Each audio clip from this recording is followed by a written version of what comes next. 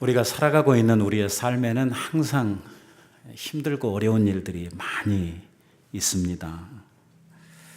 크고 작은 이러한 차이는 있지만 고통 없는 인생은 하나도 없습니다. 우리가 보기에 종종 저 사람은 정말 좋겠다. 저 사람은 뭐가 걱정일까? 정말 저 사람만 같으면 평생 행복할 텐데 라고 생각하는 바로 그분도 찾아가서 물어보면 그 가진 그 마음속에 있는 이러한 어려움이 있고 힘들다는 말을 역시 할 수밖에 없는 것이 우리의 인생입니다. 세상에 과연 어려움 없이 이 고난 없이 사는 사람이 있을까요? 저는 없다고 단언을 하고 싶습니다. 왜냐하면 성경은 우리들에 대해서 말씀하기를 우리의 사는 인생 전체가 수고와 슬픔뿐이라고 우리에게 가르치고 있기 때문입니다. 그래서 아마 사람들은 우리 인생을 가르쳐서 이 고해라고 부르는가 봅니다. 고해, 고난의 바다라고 하는 말이죠. 이 바다를 항해하면 배를 타고 있으면 끝없이 파도들이 배를 향해서 몰려옵니다. 큰 파도가 오고 그것을 넘고 나면 또 작은 파도가 오고 또 작은 파도 지나가면 큰 파도 오고 배를 타고 있는 한은 이 파도가 없는 바다는 우리들이 생각도 할 수 없습니다.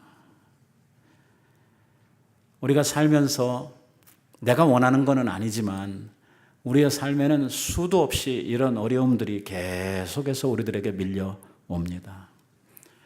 어떤 사람은 질병의 문제 때문에, 어떤 사람은 경제적인 이유 때문에, 또 어떤 사람은 인간관계의 문제 때문에, 또 어떤 사람은 자녀들의 문제로, 또 어떤 사람은 직장 생활의 문제로 정말 가지각색의 이러한 어려움들이 우리의 삶에 산적해 있는 것을 보게 됩니다. 이거 하나 넘으면 내 인생이 조금 편안해지겠지, 쉬워지겠지라고 우리들이 기대를 하고 우리들이 살아보지만 또 그거 넘어서고 나면 또 우리 앞에 다른 어려움들이 밀려오게 되는 것을 보게 됩니다.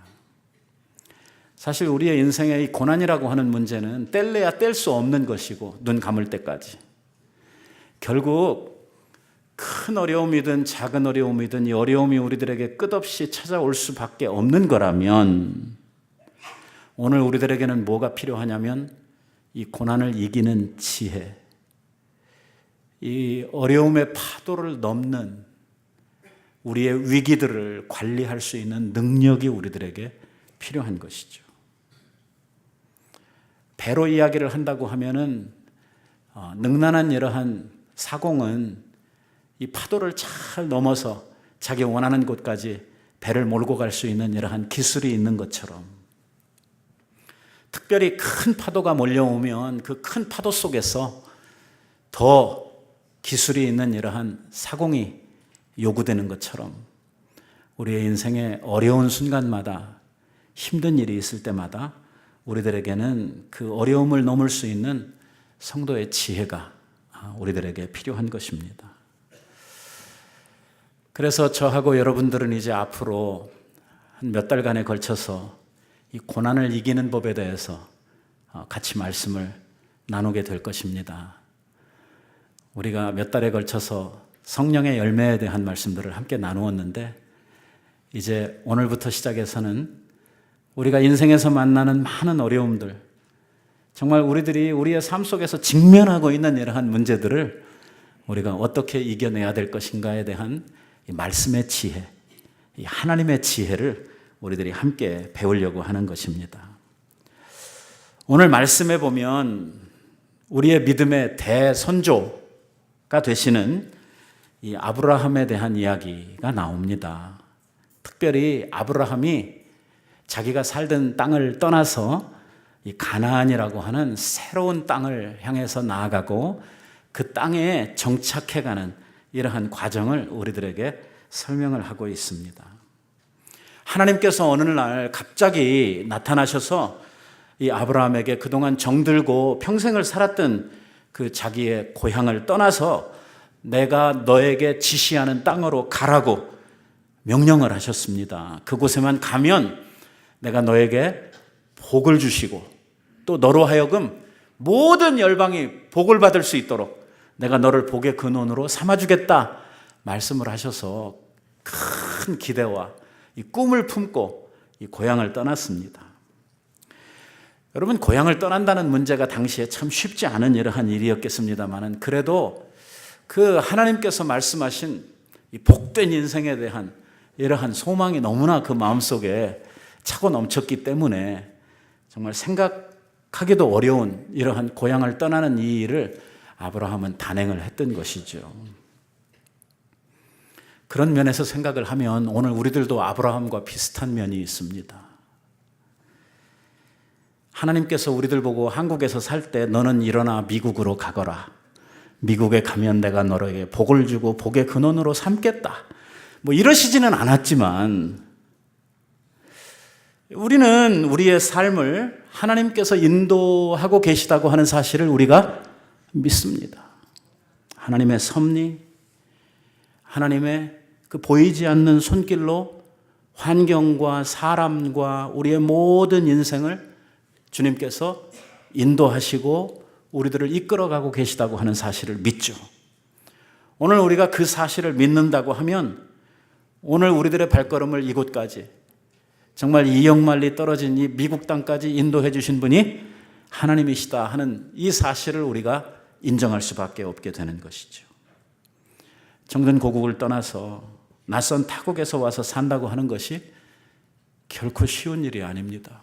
저도 이제 어렸을 때 미국에 와가지고 미국에 산 나이가 미국에서의 생활만 40년이 가까워오고 있고 한국에서 살았던 삶과 비교를 하면 한국에서 살았던 삶의 배를 미국에서 살았는데도 아직도 낯선 것이 미국입니다. 이 말이 왜 이렇게 안 됩니까? 40년을 살았는데도 미국 사람들을 만나면 긴장이 빡 됩니다.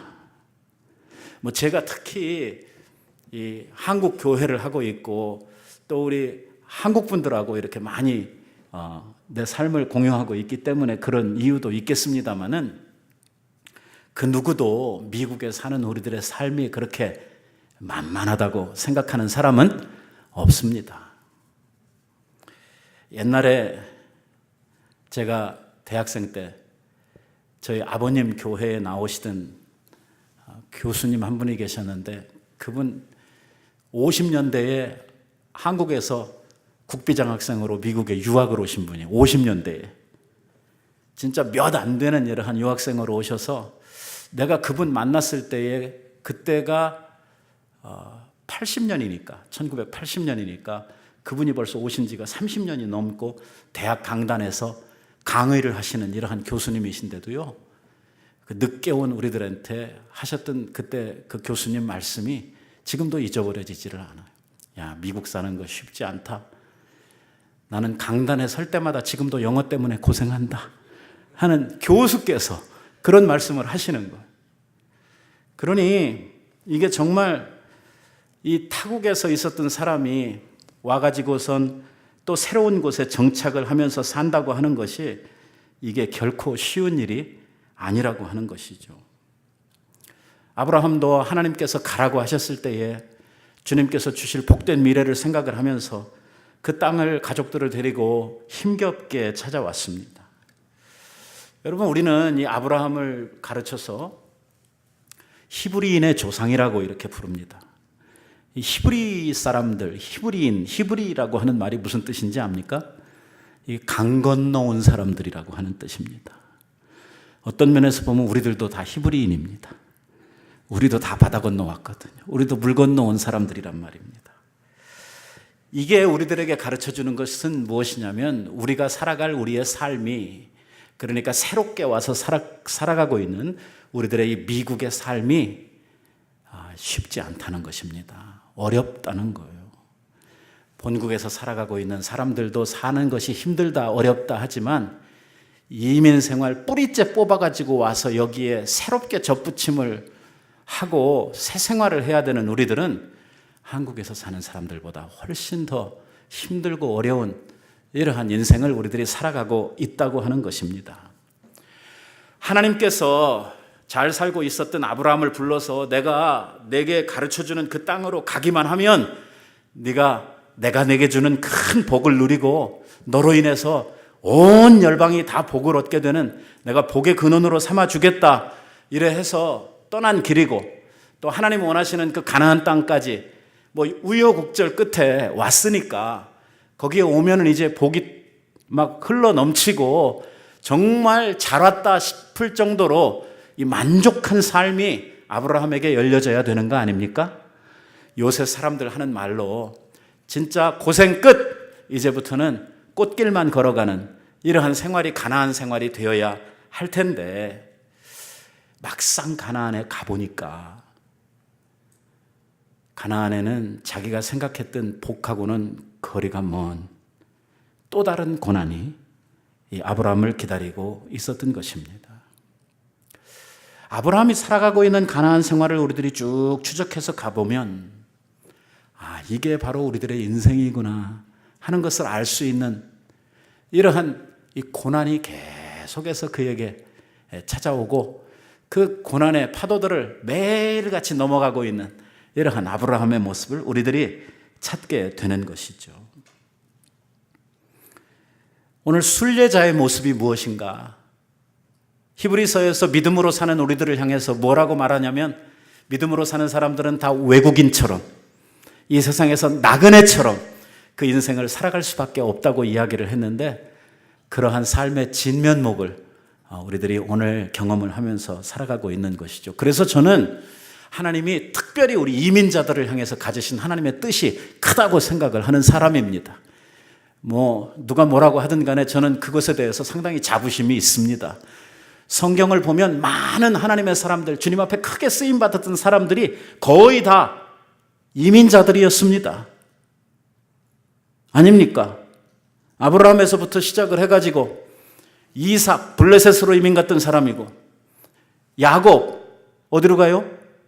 아들 초청받아가지고 애굽 내려가는 사람이고, 요셉은 형한테 팔려서 애굽에 가서 살았던 사람이고, 모세는 자기가 태어나서 살던 이집트를 떠나서 또 새로운 땅을 향해서 나아가는 나그네로 그가 살았던 사람이고, 성경에 나오는 모든 인물들을 우리가 가만히 살펴보십시오.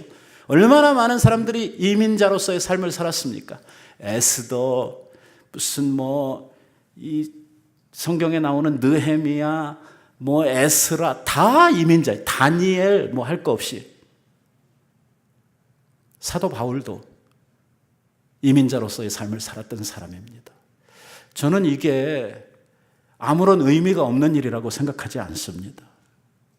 이민자는 그 누구보다도 믿음의 길이 무엇인가 하는 것을 생활을 통해서 체득하고 있는 사람들입니다.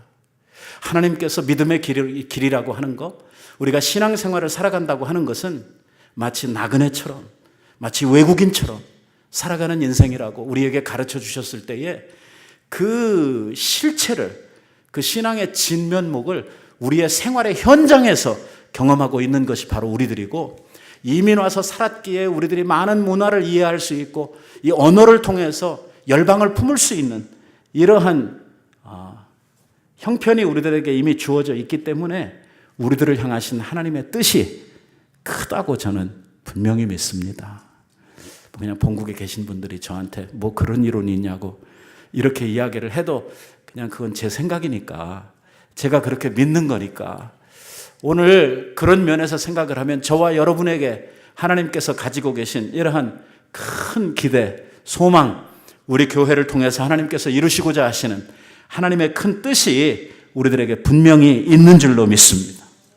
오늘 우리는 세상 살아가면서 먼저 알아야 될 사실이, 우리의 삶에는 고난이 항상 있다고 하는 것을 예견하고 미리 알고 이 고난에 대처하는 이러한 신앙생활, 이러한 우리들의 삶을 살아가야 된다고 하는 것입니다.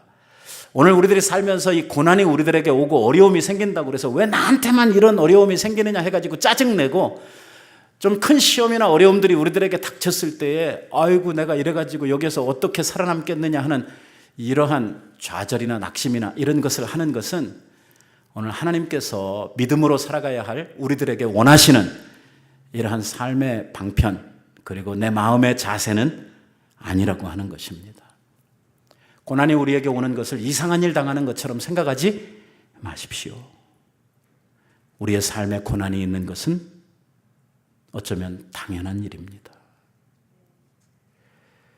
오늘 제가 한 사람 한 사람 붙들고 어떤 어려움이 있습니까? 라고 이렇게 물어보지 않아도 이미 여러분들은 여러분들의 마음속에 내가 지금 짓눌리고 있는 이러한 삶의 어려움, 무거운 마음의 짐들이 있을 것입니다. 그리고 그 짐들은 사람마다 다 다를 것이고요. 하지만 이 모든 고난, 이 모든 어려움은 누구에게나 있는 것이고, 특별히 오늘 우리 그리스도인들에게 이 고난이 있는 것은 오늘 이 고난을 통해서 하나님께서 이루시고자 하는 하나님의 큰 뜻이 있다고 하는 것을 여러분들이 꼭 믿으시기를 바랍니다. 하나님께서 아브라함을 이 가나안으로 보내셨을 때에 아무 생각도 없이, 아무 계획도 없이 아브라함 보고 그냥 가라, 그냥 너 거기 가면은 잘 먹고 잘 살게 해줄 테니까, 하나님께서 그냥 잘 먹고 잘 살게 해주는, 그게 아브라함을 가나안에 보내신 이유입니까? 아니죠. 그저 단순히 가나안에 가가지고 잘 먹고 잘 살았더라, 그러려고 그랬으면 하나님이 아예 처음부터 부르시지도 않았죠. 아브라함을 향한 하나님의 계획이 있죠. 아브라함의 생애를 향한 하나님의 뜻이 있습니다. 반드시 그를 통해서만 이루어야 하는 하나님의 그 원대한 계획이 있었기 때문에 이 아브라함을 부르셨고, 아브라함이 그 어렵고 힘든 이러한 인생의 과정들이지만 이러한 과정을 통해서 반드시 하나님의 뜻을 이루어 가도록, 그 뜻을 이룸으로 말미암아 온 열방에 오고 오는 세대의 믿음의 후사들에게 정말 본이 되는 이러한 사람으로 하나님께서 만들어 주시려고 이 아브라함을 부르셨다고 하는 것입니다. 사도행전에 보면, 사도행전을 기록했던 누가가 이 스데반 집사님의 설교를 이렇게 쭉 기록을 해놨는데, 그 설교 가운데에 무슨 말씀이 나오냐면 이런 말씀이 나와요. 아브라함이 이제 가나안에 갔을 때 이야기예요. 아브라함 이야기를 하다가 나오는 장면이거든요. 거기에 뭐라고 이야기를 하냐면, 그러나 여기서 어디서? 가나안에서 발붙일 만한 땅도 유업으로 주지 아니하시고, 자, 이게 상당한 지금 이 대조를 하고 있는 것입니다. 하나님께서 뭐라 그러셨어요? 가나안에 가면 하나님께서 내가 너에게 지시하는 땅으로 가라. 그리하면 그곳에서, 그 땅에서 너를 복되게 하고, 이렇게 말씀하셨거든요. 복 준다고. 근데 그 땅에 갔는데 발바닥 하나 붙일 만한 땅도 안 주시더라, 그 말입니다. 발붙일 땅덩어리 하나도 유업으로 주시지 아니하시고, 다만 이 땅을 아직 자식도 없는 그와 그 후손에게 소유로 주시겠다고 뭐만 주셨어요? 약속만 주셨다는 거예요. 뭐만요? 말만 하셨다는 거예요. 말만. 죽어라고 해가지고 거기까지 갔더니 하나님께서 진짜 땅을, 진짜 복을, 진짜 선물을 손에 딱 안겨주시는 것이 아니라, 잘 왔다, 내가 이제 너와 내 후손들에게 복을 주겠다, 이게 말로 그냥 끝나신 거예요. 얼마나 허망하겠어요. 거기까지 오는 동안 시간이 얼마나 많이 걸렸는지 아세요? 얼마나 힘들고 어려운 이러한 그 길들을 따라서 거기까지 왔는지 아느냐고요. 그런데 막상 거기에 도착하면 잘 왔구나 해가지고 뭔가 이렇게 안겨주셔야 될 것 같은데, 아니에요. 그 험난하고 먼 여정을 참고 간신히 여기까지 왔는데 하나님께서 주셔야 될 복은 안 주시고 그냥 말로 그래, 이제 앞으로 내가 복 줄게, 이러시는 거예요. 상당히 답답했을 거예요. 오늘 우리가 읽었던 본문 6절에는 이 가나안에 갔을 때의 아브라함의 형편을 이렇게 이야기를 하고 있어요. 아브라함이 그 땅을 통과하여 세겜 땅 모래 상수리 나무 아래 이르니 그때에 가나안 사람들이 그 땅에 거주하였더라, 이렇게 이야기를 하고 있어요. 여러분, 가나안 사람들 어떤 사람들이에요? 성경에 기록하고 있는 이 가나안 사람들 어떤 사람들입니까? 대단한 사람들이에요. 장대하고 정말 가나안의 위대한 문화를 꽃피우고, 정말 이 이스라엘 백성들이 이제 얼마 후에 가나안에 다시 들어갈 때 뭐라고 이야기를 하냐면, 우리가 보기에는 저 사람들과 비교해 보면 우리는 메뚜기 같은, 그럴 정도로 그 사람들이 기가 아주 센, 그리고 막 신체가 당당한 이러한 사람들이 땅을 딱 차지하고 살고 있는 거예요. 아브라함을 아무도 반겨주는 사람, 아는 척하는 사람도 없었어요. 가나안 사람들로 그 땅은 북적이고 있었고, 아브라함은 그곳에서 발 하나 붙일 수 없을 만큼 외로운 이러한 나그네로 그 땅에 들어가게 된 것입니다. 이 외국인을 바라보는 사람들의 눈초리조차도 곱지를 않았어요. 왜냐하면 그 땅에 성경에 보니까 기근이 임하여 있었다고 이야기를 하고 있는 것입니다.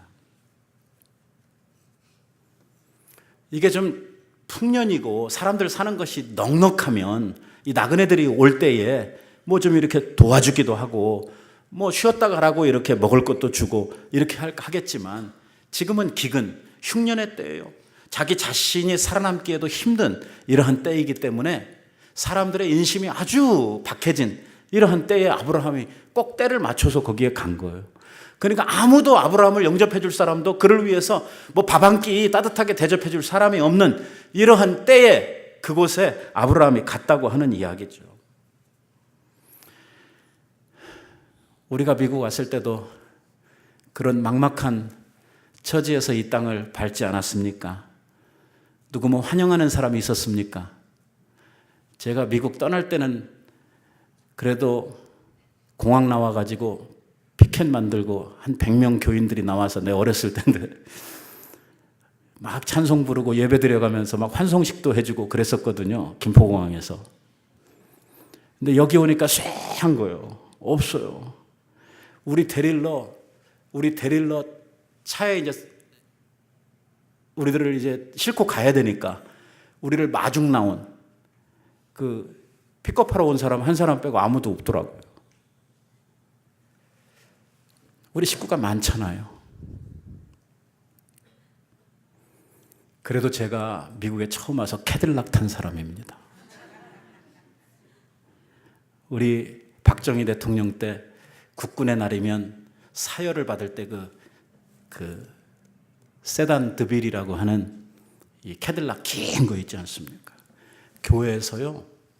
그때 제가 80년 2월 달에 미국에 왔는데 교회에서 69년형 세단 드빌, 아주 긴 차. 세상에서 나 그렇게 긴 차 처음 봤어요. 왜냐? 우리 식구들이 너무 많거든요.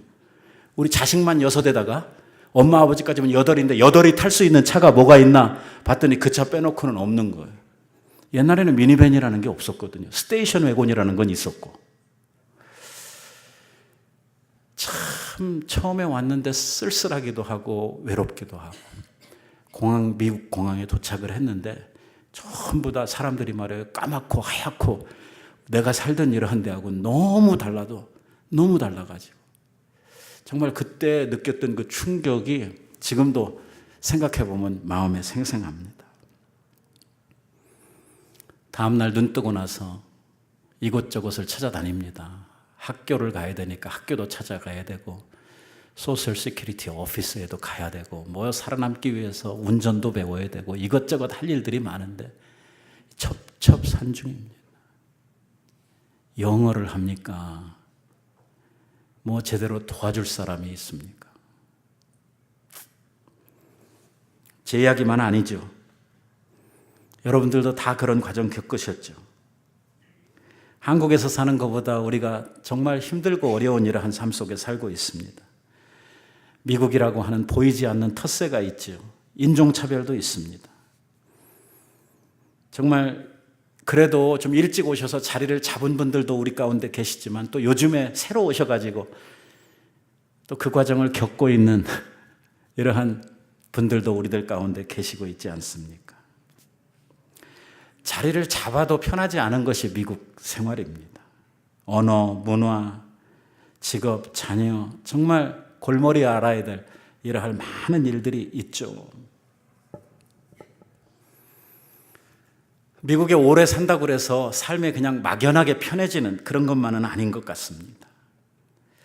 아브라함이 가나안에 들어갔을 때에 그 땅에 기근이 오므로 말미암아 아브라함은 엎친 데 덮친 것 같은 이러한 이중적 어려움을 당할 수밖에 없었지요. 말씀에 보니까 그 땅에 기근이 있으므로 아브라함이 애굽 땅에 우거하려 하여 그리로 내려갔으니 그 땅에 기근이 심하였음이라 라고 이야기를 합니다. 자기가 하나님 가라고 해서 그 땅을 찾아왔는데 와보니까 자기가 살 수 있는 요만한 여유도 없는 거예요. 여기에선 도저히 내가 발을 붙이고 살 수 없다 하는 결론을 내리고, 그래도 내 목숨이라도 부지하려고 하면 그래도 좀 풍부한 애굽으로 가야 되겠다 해가지고 그 길을 재촉해서 애굽으로 내려가게 됐죠. 그런데 애굽으로 내려가다가 또 사단을 만나지 않습니까? 우리는 아브라함의 얘기를 너무 잘 알고 있죠. 아브라함이 애굽을 향해 내려가다 보니까 새로운 지역에 가서 자기 아내가 너무 이뻐가지고, 저는 항상 성경 읽다가 여기에서 막힙니다.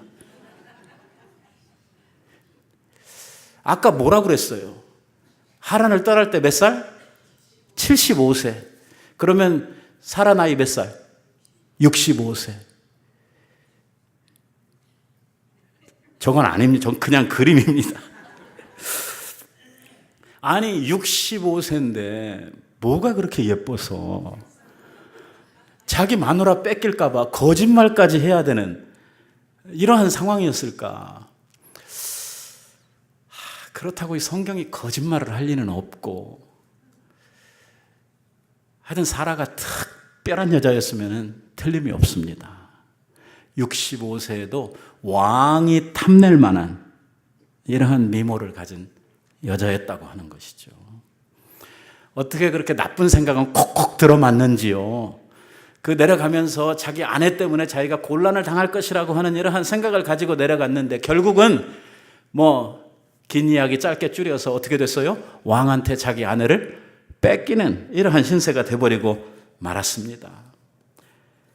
엄청난 시련이 이 아브라함에게 계속해서 불어닥치고 있는 것이죠. 여기서 한번 우리가 생각을 해보십시다. 하나님께서 복 준다고 해서 왔습니다. 그럼 약속대로 왔으면 복을 주셔야지. 지금 이게 뭡니까 이게? 그 먼 길을 그렇게 힘들게 찾아왔는데 하나님께서 그 땅에서 복 주시는 건 그만두고 그 땅에 그냥 평범하게 사는 사람들이라도 있었으면 좋겠는데, 그 땅 사람들이 얼마나 사납고 무섭고 얼마나 강한 사람들인지 가서 말 한 번 제대로 붙여보기도 힘든 이러한 상황 속에서 그 땅에 기근까지 생겨가지고선 그곳을 피할 수밖에 없도록 만드시고, 애굽 내려가서라도 뭔가 좀 얻어먹고 편안하게 있을 수 있도록 해주셔야 되는데, 이게 나중에는 말이에요, 아내까지 빼앗겨버리고, 아까 성경 읽으니까 자식도 없었더라, 또 그 말은 왜 씁니까? 무슨 소리예요? 아브라함에게는 지금 남아있는 것이 아무것도 없단 말이에요. 깡통 찼어요. 완전히 털렸어요. 그냥 차라리 거기 있었으면, 차라리 자기가 살던 그 메소포타미아에 그냥 있었더라면 이렇게까지 되지는 않았을 거 아닙니까? 아내 뺏기고 자식도 없는 사람이 아무런 내일에 대한 생활 대책도 없을 정도로 이렇게까지 궁지에 몰리는 이러한 삶이 자기에게 닥쳐지지는 않았을 텐데, 딱 하나 하나님께서 나타나셔가지고 복 준다고 하는 그 말 믿고 쫓아왔다가 결국 알거지 된 거지요. 그러면 이제 원망과 불평이 이제 따라올 차례거든요. 우리가 여기에서 찾아볼 수 있는 것은, 하나님께서 가라고 하셨고 하나님의 말씀을 순종해서 온 길인데도 하나님의 말씀을 따라가는 길에도 고난이 있는가 하는 것입니다. 조금 말을 바꾸면 우리가 믿음으로 사는 사람에게도 고난이 오는가 하는 것입니다. 우리 믿는 사람들은 평생을 살면서 꽃길만 걷고 사는가 하는 이야기죠. 아니라는 것입니다. 우리는 세상을 사는 동안 동일한 고난을 당합니다. 믿는 자나 믿지 않는 자나 큰 차별이 없습니다.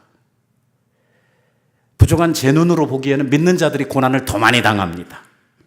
그러려면 예수를 왜 믿습니까? 그렇지 않습니다. 장차 받을 우리의 상과 장차 누릴 우리의 영광이 이 세상에서 우리가 받는 이러한 작은 어려움과 고난과는 비교할 수도 없기 때문입니다. 불신자들은요, 죽어서 영원토록 고생을 하고 고난을 받고 죄의 심판을 받아야 될 사람들이고, 오늘 우리는 일단 죽으면 어떻게 되는 거예요? 일단 죽으면 우리는 천국 가거든요. 그럼 그때서부터는 우리가 잘못한 것에 대한 뭐가 없어요? 심판도, 그것에 대한 죄의 책임을 갚을 날도 없거든요. 하나님께서는요, 오늘 우리들을 고난을 통해서 오늘 우리들을 깨우치시고 우리가 잘못할 때에 정말 회초리를 드셔서 우리를 징계하심으로 말미암아 하나님의 거룩한 백성으로 우리를 만들어 가시는 것이죠. 그래서 우리 하나님의 자녀들, 사랑받는 자녀들이 인생을 살면서 고난을 많이 당해요. 그 고난은 뭘 위한 고난이냐면 우리들을 거룩하게 만들어 가시기 위한 하나님의 사랑의 배려예요. 불신자들은 이런 고난이 없단 말이에요. 그건 하나님의 자녀들이 아니기 때문에, 그것은 멸망의 자식들이기 때문에, 장차 그들에게 있을 영원한 심판이 있기 때문에 하나님은 그들 잘못할 때마다 막 때리시지 않아요. 그냥 놔둬요. 그러나 우리 믿는 자들은 그러지 않아요. 믿는 자들은 잘못하고 우리의 정말 삶이, 우리의 생각이 잘못될 때에 하나님께서 무엇을 통해서라도 우리들을 깨우치셔요. 오늘 우리들을 바로 잡으셔요. 우리들을 하나님의 친백성답게 우리들을 거룩하게 하나님께서 만들어 가시는 거예요.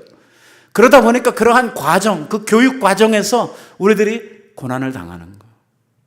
그러니까 고난의 참뜻을 안 이러한 우리의 믿음의 선배들이 하는 말이 그거예요. 고난 당하는 것이 내게 유익하다는 거예요. 왜 유익하느냐? 내가 과거에는 내 멋대로 잘못 살았는데 이 고난을 통해서 하나님 말씀대로 사는 법을 배웠다는 거예요. 이 고난이 내게 유익이라는 거예요. 왜? 이 고난을 통해서 내가 하나님을 알게 된다는 거예요. 이 고난은 우리들로 하여금 믿음의 길을 바로 걷게 해주는 특효약이. 그래서 우리들에게 고난이 있어요.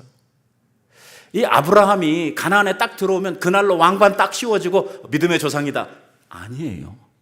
믿음의 조상이 되기까지 그를 훈련하시고 그를 만들어 가시는 과정이 이제 필요하단 말이에요. 그게 메소포타미아에서는 안 되는 거예요. 어디에서만 되는 거냐면 하나님의 손에 잡히고 하나님이 명하신 곳에 와야지 되는 거예요. 그래서 오늘 우리들을 부르신 거예요. 세상에서는 이게 안 되는 거예요. 하나님의 집으로 우리를 부르시는 거예요. 하나님의 손 안에, 하나님의 품 안에 우리들을 부르시는 거예요. 하나님의 눈 앞에 우리들을 두시고 그때서부터 훈련하시는 거예요. 우리가 하나님 앞에만 오면은 막 복이 쌓아지고 막 넘쳐나는 이러한 게 아니고 주님 앞에 오면 그 다음부터 훈련이에요. 훈련. 그래서 우리의 삶에 어려움들이 생기는 것이죠.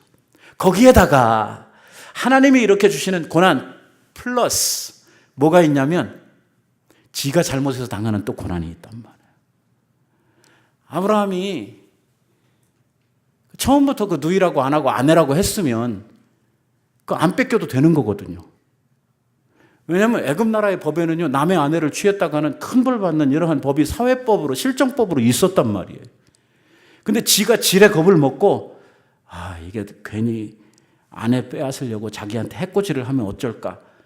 결국은 이게 뭐예요? 아내는 해코지를 당해도 좋고 자기는 해코지를 당하면 안 된다 하는 그런 심사거든요. 그런 심사에서 거짓말을 한 거예요. 거짓말을 함으로 말미암아 결국은 아내를 누이라고 속여가지고선 왕에게 빼앗기게 된 거예요. 이거는 지가 잘못해가지고 당한 고난이거든요. 이렇게 우리가 사는 과정 가운데 보면 하나님이 우리들에게 주시는 고난도 있고 또 우리들이 잘못해서 당하는 이러한 인생의 어려움도 있고 이러한 많은 어려움들이 우리들에게 있다고 하는 것이죠.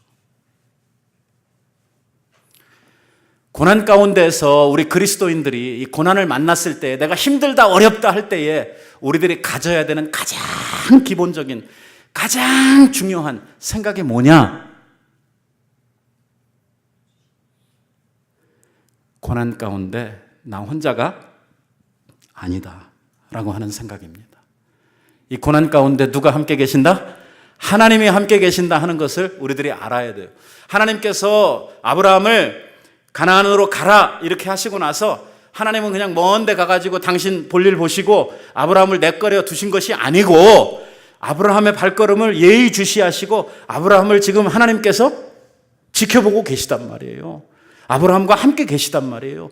그의 걷는 발걸음 하나하나 하나님께서 지금 지켜보고 계시단 말이에요. 그러면 하나님이 뭐도 아셔요? 아브라함이 지금 가나안에서 만난 기근도 알고 있고 그가 만난 어려움은 이제는 애굽에 내려가서 아내까지 빼앗긴 그 어려움을 하나님이 다 아신단 말이에요. 여러분, 이 이야기가 어떻게 끝나요? 어떻게 끝납니까? 그리고 아브라함이 애굽에 내려가서 아내 뺏기고 쫄딱 망했더라 하고 끝납니까? 아니죠. 아브라함이 더 이상 아무것도 할 수가 없어요. 아브라함의 손으로는, 아브라함의 능력으로는 도저히 이제는 모든 문제를 아무것도 해결할 수 없는 막다른 골목에 가게 되고 그가 말이에요, 더 이상 자기의 인생에 대해서 정말 호구조차 해결할 수 없는 이러한 어려움 가운데 딱 봉착을 했을 때 그때 하나님이 개입을 하시죠. 어디에 개입을 하시냐면 애굽의 왕의 꿈에 하나님께서 개입을 하시는 거예요. 아브라함은 한 게 아무것도 없는데 그냥 왕한테 아내 갖다 바친 것밖에 한 게 없는데 하나님께서 밤사이에 역사를 하시는 것이죠. 무슨 소리입니까? 하나님이 아브라함을 지켜보고 있었다는 거예요. 아브라함의 그 가는 발걸음을 하나님이 지켜보고 있었다는 거예요. 우리들이 알아야 될 것은 뭐냐면 우리가 혼자 고난받는 것 같고 정말 아무도 내 어려움을 모르는 것처럼 이렇게 우리들이 마음에 외로움을 느끼고 우리들이 힘들고 고통스럽고 좌절되고 하는 이러한 일이 있지만 그러나 비록 세상 사람들은 나를 봐주지 않고 비록 형제 자매들도 나를 버렸다고 하더라도 오늘 우리들의 고난의 현장에 오늘 내가 당하는 이 어려움의 현실 속에 누가 함께 계세요? 하나님 함께 계시다. 이거를 우리들이 놓치면 안 된단 말이에요. 하나님은 항상 우리와 함께 계시단 말이에요. 하나님 우리에게 약속해 주시기를 내가 너를 떠나지 아니하고 내가 너를 버리지 않겠다고 약속해 줘요. 우리 주님 이 세상 지상사역 다 마치시고 하늘로 올라가시면서 우리들에게 주신 말씀의 약속이 뭐예요? 내가 하늘과 땅의 권세를 너에게 주었으니 쭉 이야기하시고 맨 끝에 뭐라고 하셨어요? 내가 항상 너희와 함께 있으리라. 이게 우리 주님께서 우리들에게 주신 약속. 내가 항상 언제나 어디서나 내가 너희와 항상 함께 있으리라. 이게 오늘 우리 그리스도인들이 누리고 있는 복이에요. 땅을 받아서 재물을 받아서가 아니고 오늘 하나님이 우리를 지켜보고 계시고 하나님이 우리와 함께 계시다고 하는 거예요. 내가 어디에 있든지 어떤 일을 만나든지 내가 어떠한 고통 가운데 있든지 내가 어떤 눈물을 흘리고 있든지 하나님께서 나와 함께 계시다고 하는 것이죠. 그래서 우리가 감당치 못할 어려움을 만났을 때에 우리의 손으로는 도저히 해결할 수 없는 막다른 골목에 다다랐을 때에 하나님께서 우리의 손을 붙드시는 거예요. 우리의 문제를 그분께서 해결하시는 거라고요. 오늘 뒤에 나오는 말씀들을 우리들이 읽어보면 이 하나님께서 애굽 왕에게 나타나셔가지고 꿈에 이 애굽 왕을 막 꾸짖으시고 애굽 왕에게 하나님께서 얼마나 혼을 내셨든지 애굽 왕이 그 다음날 일어나가지고요 이 아브라함에게 사라를 돌려줬을 뿐만 아니라 많은 재물을 줘가지고 그 땅을 떠나가게 하는 것이죠. 빨리 가라는 거예요. 너 때문에 지금 큰 사단 날 뻔해. 빨리 나를 떠나라 하면서 많은 재물을 줘가지고 떠나게 해요. 가나안 정착이 어떻게 되게 되냐면 바로 애굽에서 받아온 재물 가지고 시작하는. 누가 주셨어요? 하나님 주셨어요. 우리의 인생이 그래요. 근데 미련한 사람들은, 믿음이 없는 사람들은 누가 줬어요? 그러면요, 왕이 줬어요. 이렇게 대답을 하는 거야. 애굽 왕이 줬어요. 애굽 왕이 준 거 아니요. 누가 주셨어요? 하나님 주셨어요. 그래서 하나님께서 아브라함을 불쌍히 여겨주시고 아브라함을 책임져 주시는 거죠. 왜? 당신의 말씀을 순종해서 왔거든요. 그러니까 그가 막다른 골목에 다다랐을 때 하나님께서 더 이상 자기의 힘으로는 어떻게 할 수 없는 그 상황에서 그에게 하나님께서 개입하시고 그에게 은혜를 베푸시는 거예요. 우리가 알아야 할 것은 바로 동일한 하나님의 돌보심과 보호하심과 인도하심과 함께하심이 우리들에게도 있다고 하는 것입니다. 아브라함에게만 함께 하신 것이 아니라 오늘 우리들에게도 하나님께서 함께 하시고 있으시다고 하는 거예요. 고난 가운데 나와 함께 계시는 하나님, 하나님의 임재, 임마누엘 되심, 이것을 우리들이 바라보고 이것을 믿는 것이 우리의 믿음입니다. 믿음이 없는 사람은 나 혼자다 이렇게 생각하는 거고, 믿음이 있는 사람은 고난 가운데에서 하나님이 나와 함께 계신다 하는 것을 믿는 거예요. 두렵지 않은 거예요. 그러니까 다윗이 자기 아들에게 반란을 당해가지고 쫓겨나지 않습니까? 목숨을 구결하기 위해서 밤새도록 도망을 치고 숨을 곳이 없어서 말이에요. 헤매고 있었던 이러한 때에 길르앗에 이르러 한 노부로부터 밥상을 받아놓고 하나님 앞에 찬송하는 말이 뭐냐면 여호와는 내 목자시니 내게 부족함이 없으리로다 하는 거예요. 왜? 여호와가 나와 함께 계시기 때문에. 내가 죽음의 음침한 골짜기를 지날지라도 내가 두려워하지 않겠다. 왜? 하나님이 나와 함께 하시기 때문에. 이게 믿는 성도들의 고백이라고 하는 것입니다. 저는 이 풋프린트라고 하는 이 시를 어렸을 때 읽었는데요. 참 감명받았거든요. 처음에 읽었을 때는 막 눈물까지 흘렸는데 요즘에는 그렇게 눈물이 안 나요. 저 시를 읽어도. 여러분들도 다 아시죠? 저 시 말이에요. 저 시에서 시인이 뭐라고 이야기를 합니까? 주님과 함께 바닷가를 걷는데 계속해서 주님과 걷던 이러한 그 바닷가의 발자국이 두 사람 발자국이 쭉 있다가 어느 때 보니까 발자국이 하나밖에 없는 거예요. 자기 인생을 이렇게 돌이켜보니까 그때가 언젠가 싶어서 돌이켜보니까 그때가 자기가 가장 인생이 힘들고 어려웠을 때 그 발자국이 하나밖에 없는, 주님을 향해 따지는 것이죠. 아니 주님, 내가 그렇게 힘들고 어려웠을 때 어떻게 나를 떠나셔서 나 혼자 있게 하셨습니까? 하면 따지니까 우리 주님께서 뭐라고 대답하셔요? 야 인마, 그건 네 발자국이 아니고 내가 너 자빠져서 일어나지도 못할 때 내가 너를 업고 지나갔던 자리야. 그렇죠. 우리 하나님 그런 하나님이시죠. 엎드려서 쓰러질 때, 낭망하여 지칠 때, 하염없이 눈물만 흘려야 돼. 그런 때 우리 주님 우리와 함께 해주시는 분이죠. 우리의 눈에서 눈물을 씻겨주시고, 우리가 자빠졌을 때 우리 붙들어 일으켜주시고, 우리가 피 흘릴 때에 닦아주시고 치료해주시고 어루만져 주시는 그런 주님이 바로 우리 예수 그리스도십니다. 그 주님을 바라보는 것, 그 주님을 믿는 것, 어려움의 때에 바로 그 예수 그리스도를 의지할 수 있는 것, 그게 바로 우리의 믿음이에요. 믿음. 세상을 이기는 우리의 이김, 고난을 넘어설 수 있는 우리의 힘 어디에 있느냐? 바로 고난 가운데 함께 하시는 예수 그리스도를 믿고 바라볼 수 있는 그 믿음이 바로 우리들로 하여금 고난을 이길 수 있는 이러한 힘을 주신다는 것입니다. 우리가 지금도 당하고 있는 우리의 생의 무게는 다 다를 수 있어요. 그러나 오늘 우리와 함께 하시는 하나님의 은혜는 과거나 지금이나 영원토록 동일하시다고 하는 것입니다. 사람이 감당할 시험 밖에는 너희에게 당한 것이 없나니 오직 하나님은 미쁘사 너희가 감당치 못할 시험 당함을 허락지 아니하시고 시험 당할 즈음에 또한 피할 길을 내사 너희로 능히 감당하게 하시느니라. 여러분, 넘지 못할 파도는 왜 이렇게 조용해요? 넘지 못할 파도는 없습니다. 내가 그리스도 안에 있는 한, 그리스도가 우리의 인생의 목자가 되시고 그분이 우리의 사공이 되시는 한, 우리가 넘지 못할 파도는 없습니다. 없습니다. 주님 등에 업혀서라도 우리는 넘어갈 것입니다. 이것을 믿는 것, 이것을 우리들이 확신하고 바라보는 것, 이것이 바로 믿음이고, 하나님께서는 고난을 통해서 이 믿음을 우리 안에 훈련하시고자 하는 것입니다.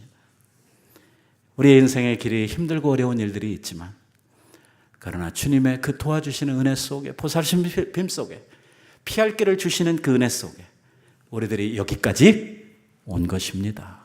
앞으로도 우리들이 그렇게 갈 것입니다. 우리의 발걸음을 하나님의 나라에까지 주님께서 이렇게 인도해 주실 줄을 믿습니다. 고난에서 넘어지고 고난에서 좌절하고 낙심하는 우리들이 아니라 고난을 이기고 승리하며 고난 가운데 찬송할 수 있는 여러분들이 꼭 되시기를 바랍니다. 기도하십시다. 자비하신 주님.